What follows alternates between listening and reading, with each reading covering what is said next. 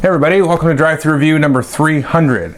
Today we're going to talk about the battle at Kemble's Cascade. And since this is the 300th technical review that I've done, I figured I should do something very special and nice.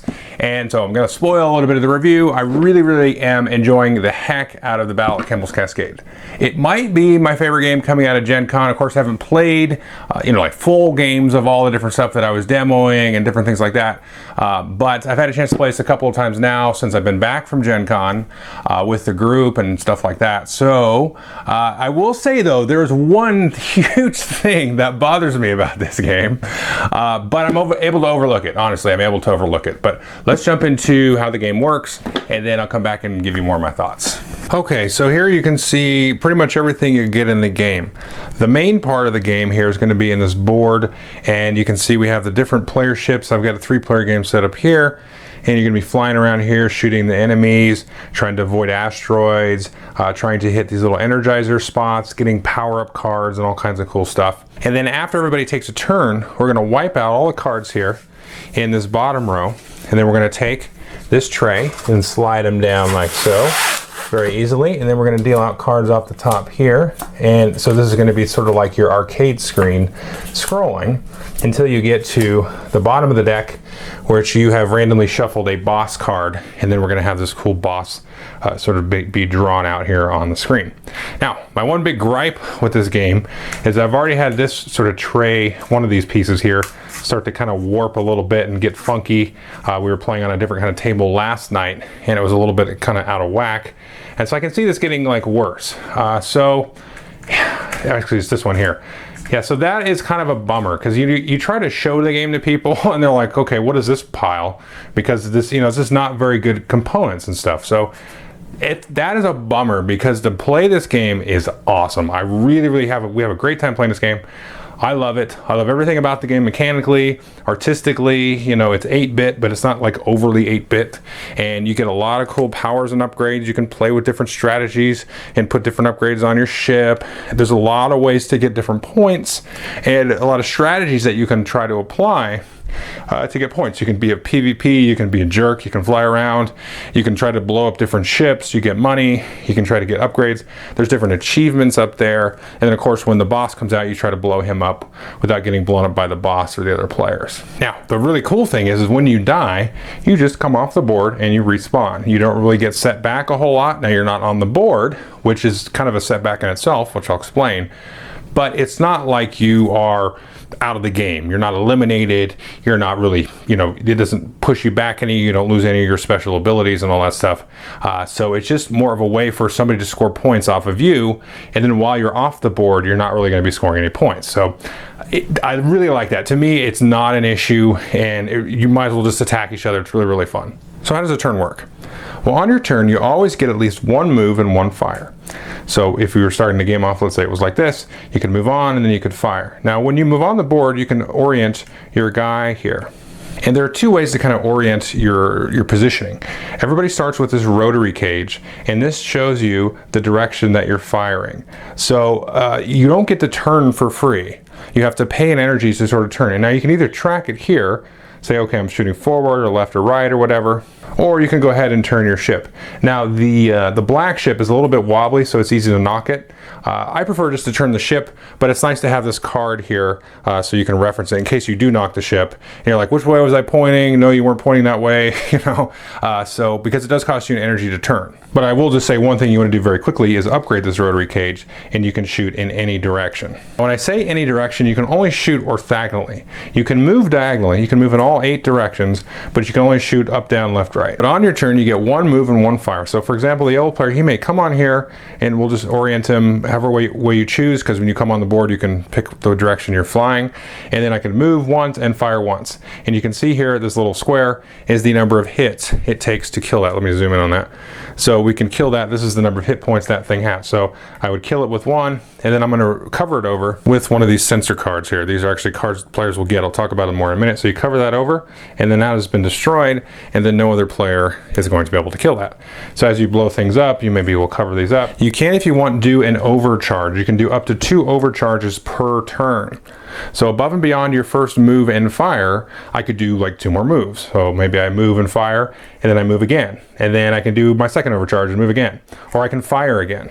So maybe an example would be, I come on here, I move, I fire, and then I do another overcharge, and then I'll fire this way. But of course, in this case, I'll have to spend an energy to reorient my ship.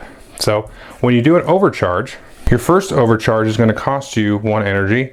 Your second overcharge is going to cost you 2 energy. Now you can get different upgrades and things that'll make that less. It'll make that a little bit more economical. Now to start the game, you're going to start with 5 energy. So in our case, we moved on the board for free. We got our first fire for free. And then we did an overcharge for our second fire. So that'll cost us an energy. But remember, to reorient ourselves, we had to pay a second energy. So now we're down to 3 energy. We've already spent 3 energy on the first turn.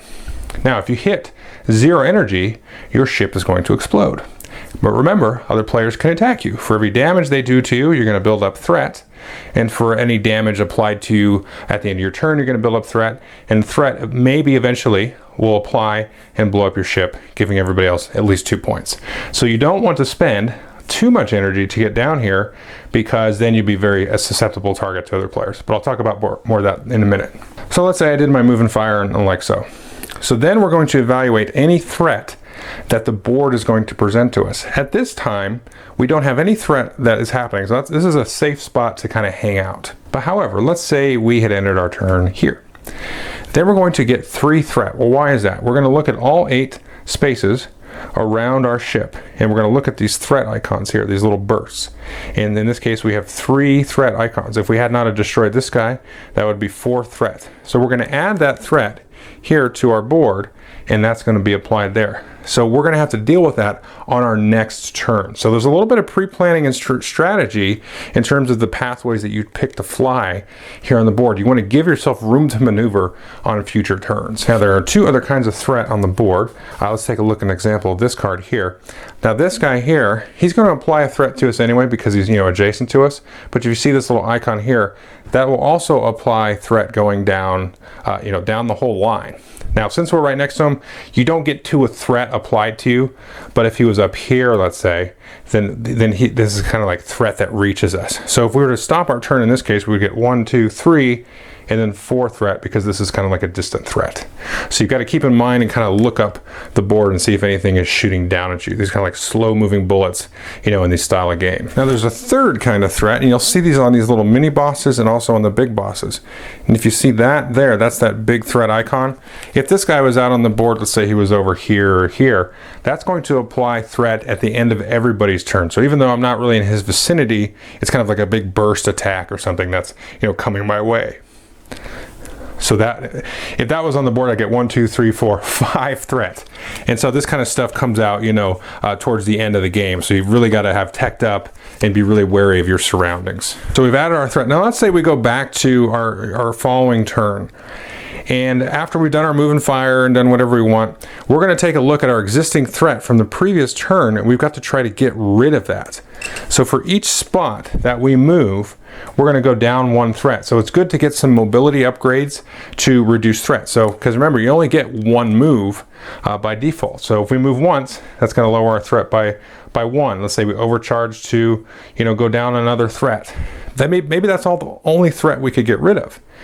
Now, before adding new threat at the end of your turn, you're going to resolve your existing threat. You're going to take 1 damage for each threat that you have remaining. So I'm going to go 1, 2. Well, guess what? I only have 1 energy remaining. Boom, I explode. Everybody that's on the board at that time gets 2 points. Now, if somebody had attacked me, let's say this guy was here, and then he had hit me for his weapon, and then I would have generated possibly 1 threat for me or more if he had a more powerful weapon. Anytime you apply threat to somebody, you give them one of your little tokens to show that, hey, that's like a little PvP marker there. So later on, if this marker's still there are ways to get rid of them. When the yellow player dies, red's going to get 2 points because he was on the board, plus 1 point for every PvP marker on yellow.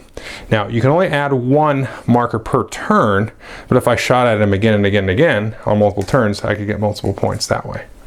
And probably be shot back at by yellow. So you're trying to fly around and kill stuff, and also leave yourself in a good position where you don't acquire too much threat, and also give yourself some maneuverability. Now when you kill this stuff here, you can see you get different rewards. So down here you can see that one will give you bolognium. Now the players will start the game with a certain amount of this bolognium. This is kind of like the money.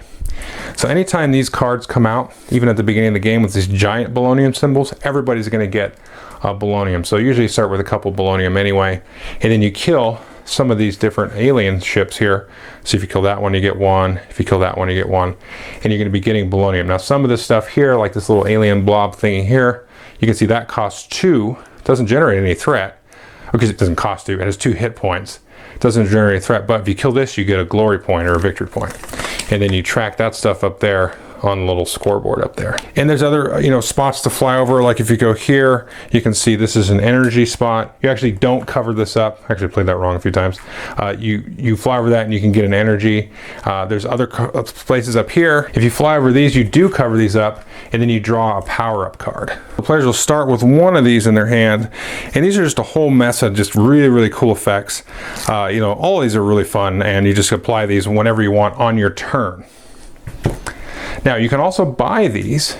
You can see the cost there is 2 bolognium, because there's another style of turn you can take. Not only do you have to move and attack and do all that stuff, you can do a power down turn. You can see you can do a battle turn, which is what we talked about, or a power down turn. When you do a power down turn, you're going to recharge 2 energy. So we're just going to bump up our energy here, boom boom, or whatever. Then you're going to resolve any threat. So you still have to resolve threat from the previous round, but again, you didn't get a chance to move around and diminish that threat. So you got to power down in a safe spot. Now when you power down, you actually return any PvP markers that players may have added onto your board, and then you can shop. Now shopping again is the bolognium. So you can buy whatever you want. You can buy power-up cards. These cost $2 each, and you can buy a whole bunch of stuff. Now everybody again starts with the rotary cage. This is really a good quick upgrade to do this, because you move this and you can fire in any direction. I have seen people not actually buy that though and do fine. So you don't have to buy that. I like to buy it because I don't like to have to worry about spending an energy into turn and stuff like that. But you can get a whole bunch of stuff. There's different weapons, like here's the engine, for example. So instead of 1 free movement, you get 2 free movement, and then if you want to upgrade that, here's the cost. That's 4. So once that's on your player board, you can actually upgrade it for 3, and you get 2 more movement. So you have a total of 3 movement for free. Let's see what else here. The gamma gun is really nice. This is really cool actually. So it says you do 1 damage, but the gamma cannon damages the whole row or column. So you can do like a big shot. So you could blow up all of that stuff. And so, by the way, if something doesn't have a hit point on it, that means it's indestructible. So these 2 asteroids are indestructible. But then you can upgrade your gamma. So normally it's 3, and then you can upgrade it to gamma 2. Costs you another 3. Now you're doing 2 damage across the row or column. And then you can upgrade again here. And then if you upgrade to the full gamma 3, you actually get a victory point for hitting that. So you've got energy generator, you got shields that will reduce threat. Different weapons, missiles will do like 2 damage and then do a little bit of splash damage. Flamethrowers do a lot of damage, but they only hit the spot adjacent to you. These lasers get you extra shots, which can be nice because sometimes you have to hit something once, take it down a little bit, and then hit it again with another gun, because the damage all resets at the end of every player's turn. So you've got to sort of focus fire and hit a whole bunch of stuff really quickly to get it out of the way. So that's all pretty cool stuff. You can buy that on your power down. Now the other thing to notice while we're here is you have these achievements. So these are just like video game achievements, and a lot of them make no sense and are silly, but that's really cool. So this one is get scroll pushed into an asteroid. You get a point for that. This one is spend at least 5 bolognium at the same time. So there's that. Death wish, get destroyed intentionally or not. This one is have 3 PvP markers on your board, and there's a whole mess of these achievements here. And as players achieve them, and the new ones will come out. Now players will also get a mission, which will give you a good chunk of points at the beginning of the game. This is just 4 points. Run over 3 enemies, so you can actually fly into ships here and they just get destroyed. But of course you take immediate damage if you fly into these enemies here, and all kinds of good stuff. So these missions though, you don't get new ones when you complete these. You just get to do the one. It's kind of like a little goal to start your game. So that is the gist of the game. You basically keep flying. If you're on this board, for example, let's say I was here and this goes off, you just get pushed up into the next one. So you got to be careful where you stop so you don't get pushed into an asteroid. So like if I'd stop my turn here, this goes away, boom, I get to take an asteroid, take a damage, then I got to go left and right. you got to be really careful because you can get in a sort of situation where you get into like a wall and you're like, you're taking damage a whole bunch from a bunch of asteroids like you can see up here. So it's just like a, you know, a 2D side scroller video game in that sense. So you got to be careful. There are tunnel cards and stuff. I haven't actually played with those. That just makes, you know, a lot of tight corridors and stuff to play with. Let's go ahead and show you one boss. I did watch Mr. Vassal's review, so I'm going to show you the same boss if you've already seen that review, because he said in his review he doesn't want to spoil it, so I'm with that. Let me show you one of the bosses. So at the bottom of your little flight deck, which is, you know, you make that based on the number of players and design it a certain way, depending on how you want to play the game, you're going to put one of these boss cards. So you shuffle up, you don't know what it is, and so let's pretend that the Banshee boss comes out. You can see there's a little bit of special abilities and things that it'll have. These other bosses have similar abilities. And so normally you're going to see the first row of the boss come out. But now we've gone on, you know, another turn ahead. Now the second row has come out. You can see he's got his cool big eyeballs. A lot of these take lots of damage. They generate tons of threat. Some of these you can see the little flip icon. So once I blow both these up, I actually flip it around. He keeps doing more stuff. This one here, you know, so generating tons and tons of threat. Here's got some global threat here on the wings. There are little icons and things, you know, that some of the different special abilities that the bosses will do will happen. Now that is the game, so let me just show you the very last and very first thing that you will be doing, and also one of the more important things. Everybody has these little initiative cards. You're always going to have at least 2 in your hand. Each player is going to take one and show it, and then you just leave it in front of you, and the highest number is going to go first. So you have to think about when you want to use your big high one, because it goes up to 400 here. Now there are little special conditions and stuff, so if you play this one you get extra movement and stuff like that. But it can be very, very crucial to get the jump on a tasty spot, the jump on another player, or be around when a player's on the board, so when they blow up everybody gets the points. So the initiative is going to be very, very crucial, and you may or may not get screwed out of it. I think it's really good because it really kind of fits the theme of, you know, this action here. And just as I get into the review of it, this really feels like a very modern 2D shooter, you know. You can say Galaga or Defender and all that stuff, but if you've played some of the more modern like indie shooters that have like achievements and they have different little weird goals and they're really designed from not the standpoint of sucking all your quarters out, but from the design of like, you know, reaching different plateaus in your skill level and stuff. This really feels like that because you have a lot of different little interesting decisions to make. You know, which weapons do I tech out with? You know, do I play my really low one now, kind of hang back for a turn? Sometimes it's better to actually go last in a turn so you can get the beat on people and let them kind of go and maybe knock some other threat out of the way and stuff like that. Okay, I hope you enjoyed the overview. Just give me a second. So, despite the trays, and the trays are awful, but they do not really bother me. Now, only from the perspective of, hey, I do reviews and stuff and put my face out there on the internet in public, I have to talk about the trays, and they are friggin' awful. But the idea of the trays, everything else about the game is awesome.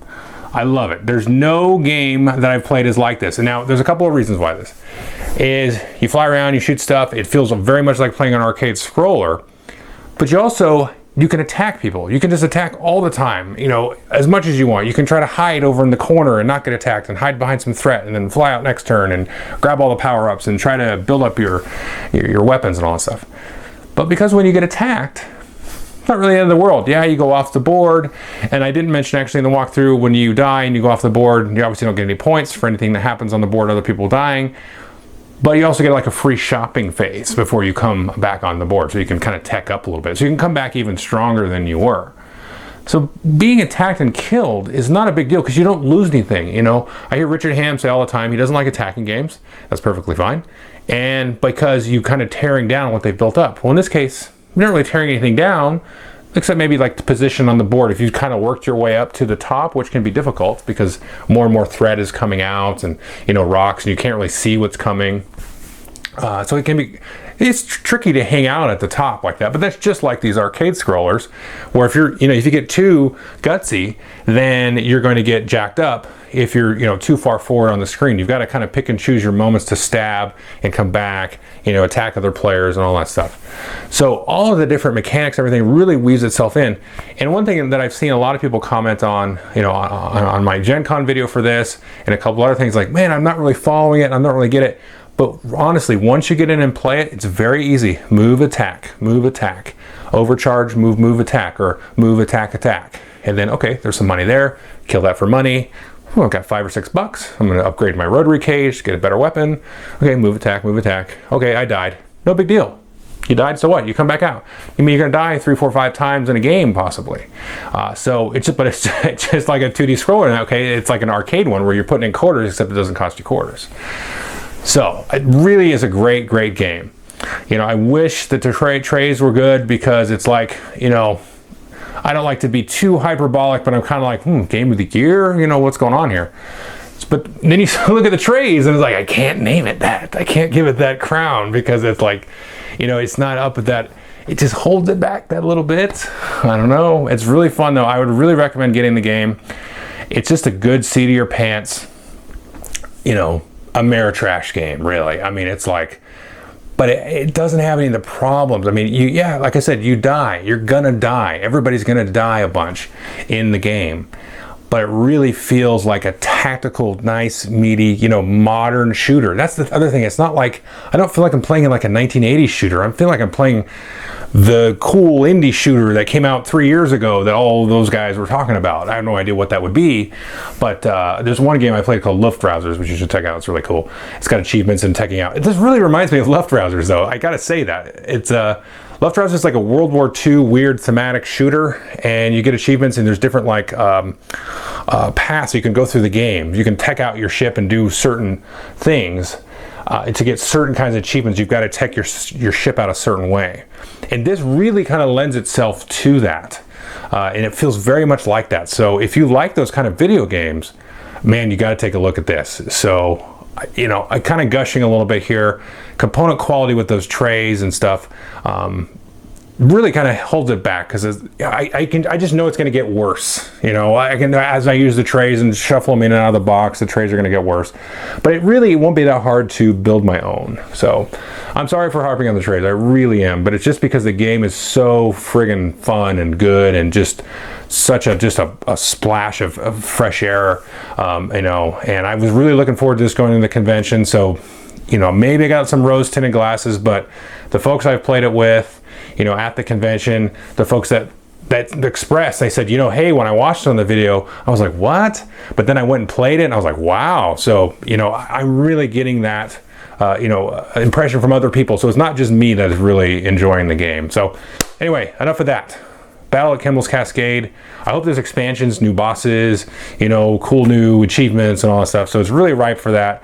And maybe they'll release like a cool little sort of deluxe tray pack or something. Please do, you know. All right. Thank you.